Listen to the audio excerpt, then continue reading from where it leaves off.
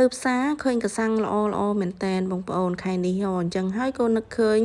ច្រាមប្រហុកជាមួយកសាំងតែម្ដងទៅហើយដាក់ជាមួយនឹងសាច់ជ្រូក3ជាន់ទៀតមកនិយាយពីថា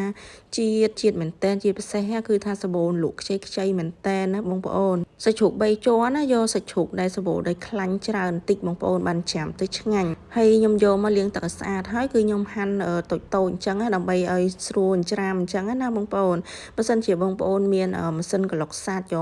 នឹងលឿនហើយម៉ត់ល្អទៀត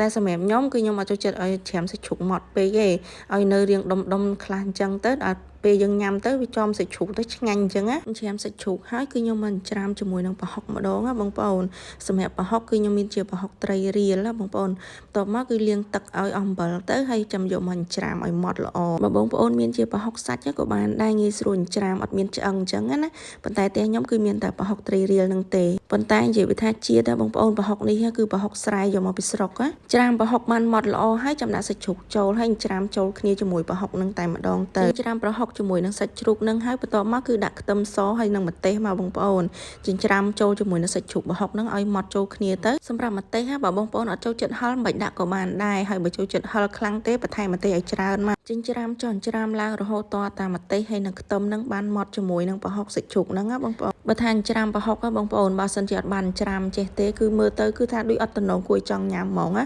ដូចថាបើយើងយកទៅក្លុកជាមួយនឹងម៉ាស៊ីនក្លុកអីវាអត់តំណងឆ្ងាញ់ដូចយើងច្រាមអញ្ចឹងហើយសម្រាប់គ្រឿងផ្សំវិញគឺខ្ញុំដាក់តែប៊ីចេងហើយនឹងស្ករទេបន្ទាប់មកគឺខ្ញុំដាក់កសាំងចូលមកច្រាមចូលគ្នាជាមួយនឹងគ្រឿងក្រៅជាមួយប្រហុកសាច់ជ្រូកហ្នឹងណាបងប្អូនច្រាមឲ្យតែម៉ត់ល្អហើយនឹងចូលជាតិគ្នាទៅបាច់ច្រាមម៉ត់ពេកក៏បានដែរបងប្អូនសំខាន់ឲ្យតែគ្រឿងក្រៅហ្នឹងគឺបានចូលជាតិសពសាច់ជាមួយនឹងសាច់ជ្រូកហើយនឹងប្រហុកហ្នឹងណាបន្ទាប់មកបើមានស្បែកជ្រូកបងប្អូនអាចបន្ថែមជាមួយស្បែកជ្រូកដូចខ្ញុំអញ្ចឹងណាហើយស្បែកជ្រូកហ្នឹងគឺខ្ញុំបានស្ងោរឆ្អិនរួចម្សាហើយបន្ទាប់មកគឺខ្ញុំយកមកដាក់ចំហុយតែមួយផ្លែតគឺបានញ៉ាំហើយគឺលឿនមែនតែនបងប្អូនហើយសម្រាប់ប្រហុកច្រាមជាមួយកសាំងគឺខ្ញុំមកដាក់ពងទាទេបងប្អូនគឺខ្ញុំបើថាដាក់ពងទាហ្នឹងគឺខ្ញុំមកដាក់កសាំងឯហ្នឹងជាទម្លាប់របស់ខ្ញុំណាបើសិនជា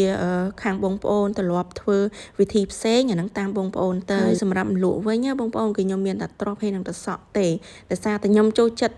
ពីរមុខហ្នឹងខ្លាំងមែនតែនហើយអ្នកផ្ទះខ្ញុំអត់សូវញ៉ាំបន្លែច្រើនមុខអីទេអញ្ចឹងហើយគឺខ្ញុំមានតែពីរមុខហ្នឹងគឺបានជាពិសេសទ្រាប់ស្រួយហ្នឹងតែម្ដងបងប្អូនគឺខ្ចីល្អខ្លាំងមែនតែន